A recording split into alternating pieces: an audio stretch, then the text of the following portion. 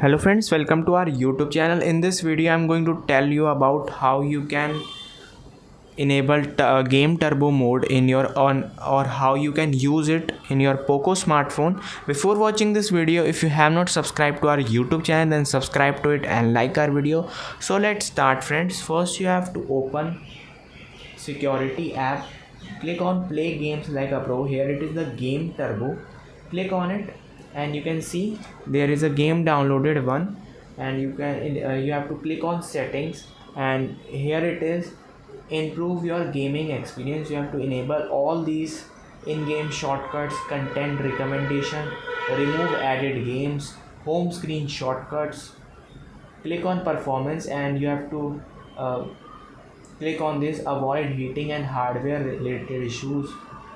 Game D&D, you have to enable strict buttons and gestures for this like this, and it will overall improve your gaming experience also. And you can see the CPU also. I hope you like this video. If you like this video, then subscribe to our YouTube channel for more helpful tips and tricks videos. See you next time.